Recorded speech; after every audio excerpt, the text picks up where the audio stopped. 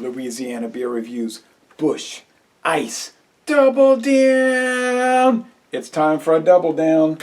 Don't you know that? This is 5.9% alcohol. It was introduced in 1995. It has never been sold in Louisiana to my detriment. But that's all right, because we get Bud Ice, which is so popular around here. I was talking to the local salesman for Anheuser-Busch InBev, Southern Eagle Distributing, and I said, why is Bud Ice so popular in Louisiana? He said, this we do not know. We've been trying to figure it out. It just exploded and we can't explain it. We've tried to determine why. We have entire coolers full of Bud Ice. He was telling me at local stores. I said, I've noticed cans, various size bottles, 18-ounce brown bottles, you know, the 12-ounce clear bottles, the 25-ounce, the big one cans, and etc. of Bud Ice. They get no advertising attention. There's no commercials for it. You only see point of sale marketing for it. But he said, you know, we don't know why. We're just going to run with it.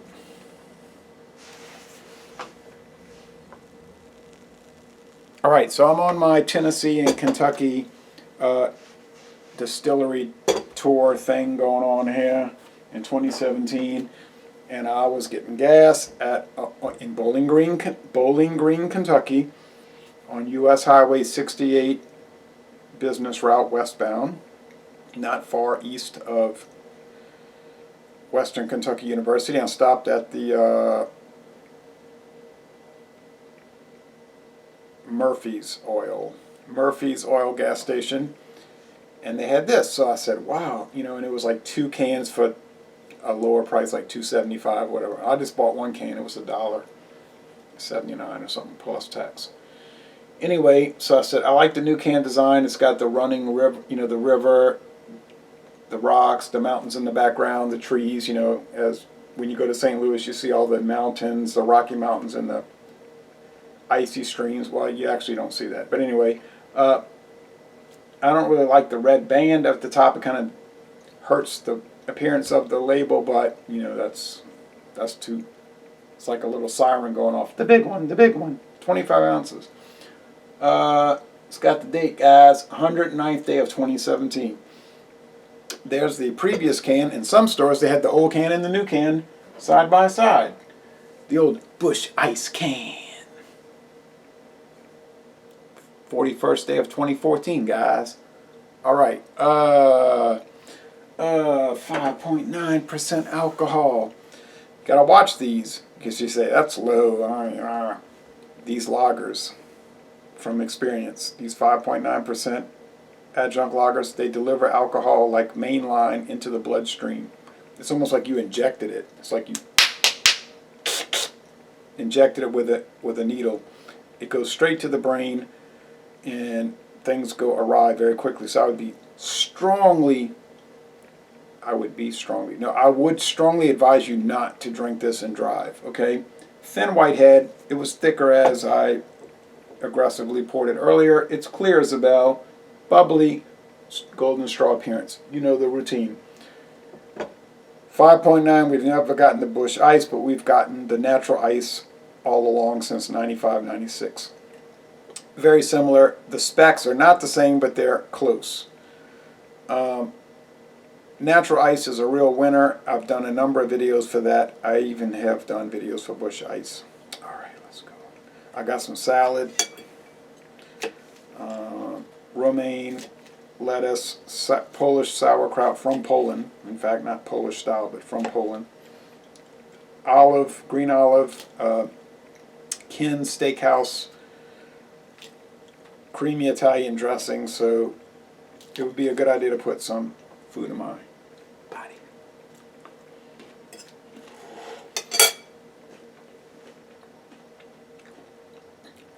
+20 years of Busch Ice.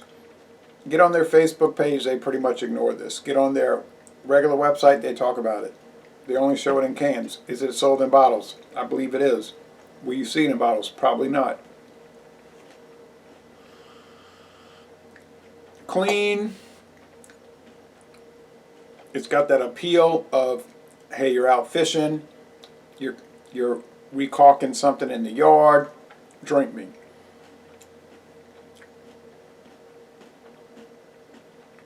This is not a deep, let me, oh, I don't know why I did it. This is not, let me repeat, not a deep speculative lager, okay?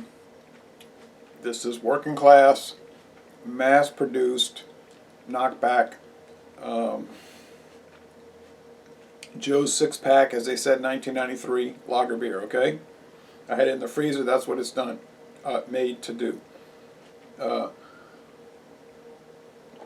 saw somebody do a review of Bud Light, the British version. He said, well, you got to keep these really cold, or they'll... No, he was doing some other... That was a different... He was sort of fair. But the guy was saying, you got to do these macro lagers really cold, or they'll be bad if you don't do them at the proper temperature. Wait a minute. I said, wait a minute. Very cold is the proper temperature for these.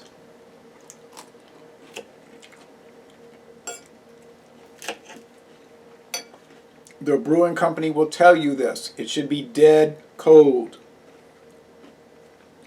On the other hand, if you're doing Guinness Foreign Extra Stout, it comes across better warmer.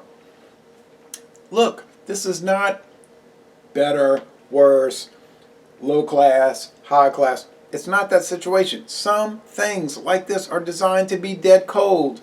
You know, like snowballs. You get a snowball or an ice cream sandwich. They work really well dead cold. They don't work so well warm. Other things, they work really well warm. Or very hot, like chili,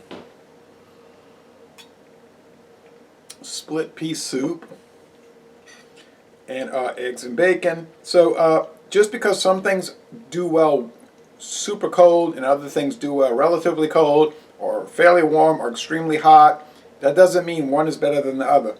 Now, am I saying this is as good as Guinness Foreign Extra Stout? No, I'm just bringing that up as a point of reference.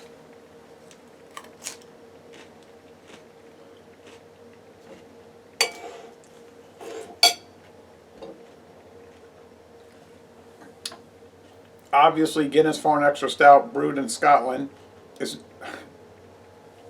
Ireland, is not going to be two 25-ounce cans for $1, for $2.25 or $2.75, whatever it was. So, got to look at these things within context.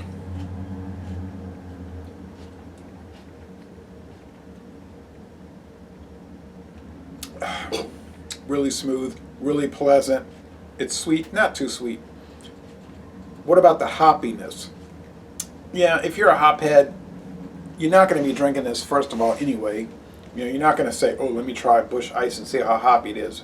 You know, only a fool would do that. So it's kind of like, don't even bring that up. But if you're looking for hops, obviously it's not going to be there. If you're looking for a round, relatively strong lager beer that's going to get you where you're looking to go, okay, this is going to work. If you're looking for a deep, speculative, complex beer that's going to have 17 aroma notes, 36 flavor notes, you're going to have to spend 20 minutes describing the body. And the finish, it ain't going to be there. It's not going to work for that. It's not designed for that, okay? You're not going to go to Church's Fried Chicken or Popeye's Chicken and eat there and then say, oh, let me compare this to Willie Mae's Scotch House and their fried chicken. Or Dookie Chase. I mean, yeah, you can get a coupon at Church's and get 5 pieces of chicken, 2 sides, and 2 honey butter biscuits for $5 plus tax. You can go to Willie Mae's Scotch House and get a biscuit for $5. I mean, you know, there's some intelligence that's required for this stuff, okay?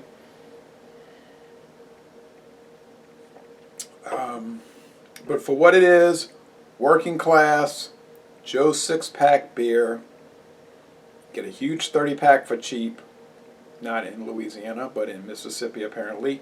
And if it's only right there south of Jackson, I bought this can right, well, I bought this, like I said, in Bowling Green, Kentucky, but I saw this same size can in Mississippi, right south of Jackson, right alongside U.S. Highway 51 southbound, the major New Orleans northbound highway since 1926.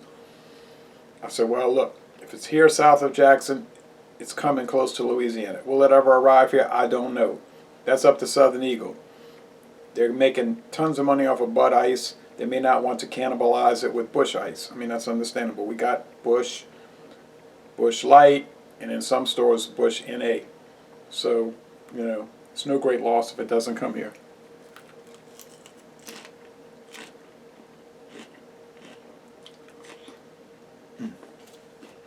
Sorry about that.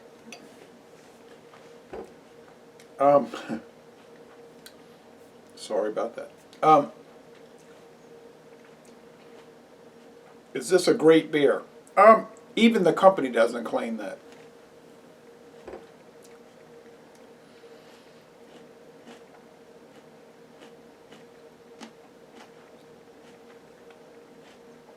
Once again, excuse me for the food-related issues, but what Anheuser-Busch claims is a serviceable, well-made, cheap, if you want to use that term, they would not use that term, product.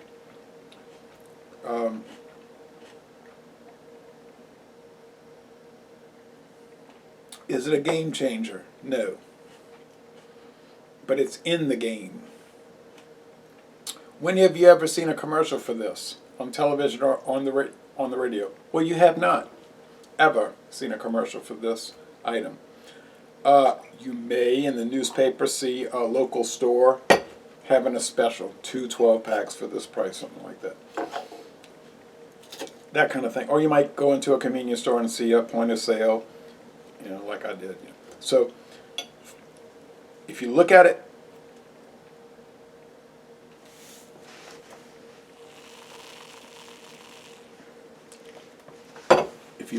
within context, which for some people is extremely difficult,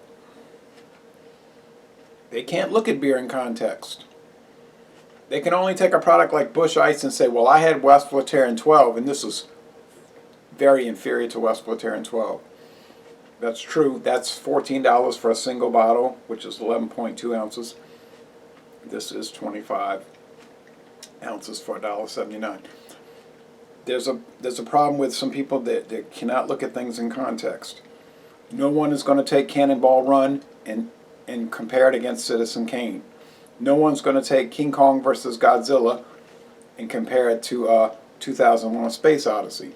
I mean, some people would, but they're stupid.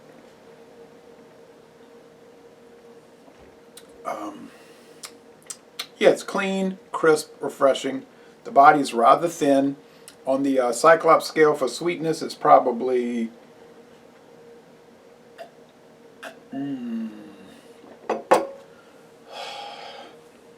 2 out of 5 sugar cubes.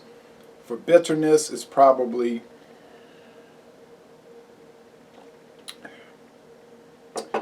maybe it's 1 out of 5 hop cones. Honestly, the most you could give it would be 1 out of 5 hop cones. If you want a relatively hoppy macro lager, I would suggest buying Milwaukee's Best Light, which rates a 2 out of 5 hop cones on the Cyclops scale. But when will I drink this again? I don't know, because I can't get it. Am I, going to be depressed? Oh, I'm sad I can't get Busch Ice. No, because I can get natural ice, which is comparable in price and flavor and body. I can get Ice House, which is comparable, a little lower ABV. Bud Ice, a little lower ABV.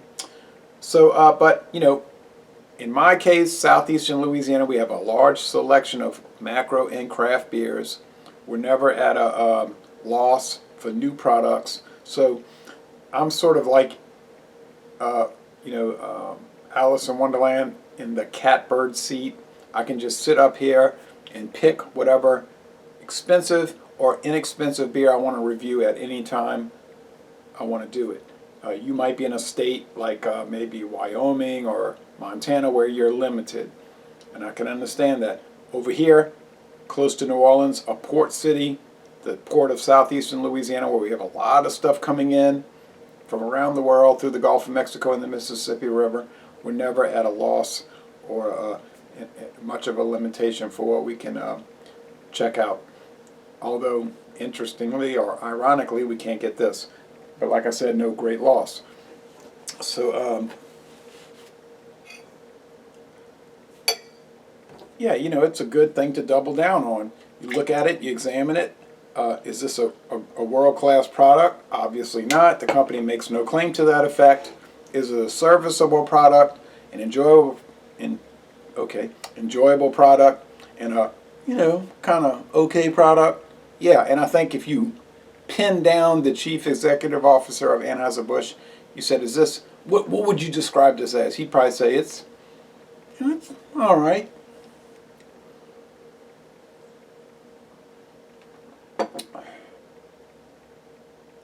I like it. I like it for what it is. It's not great, but like I said previously, it makes no claim to that effect. Thank you for watching this video production.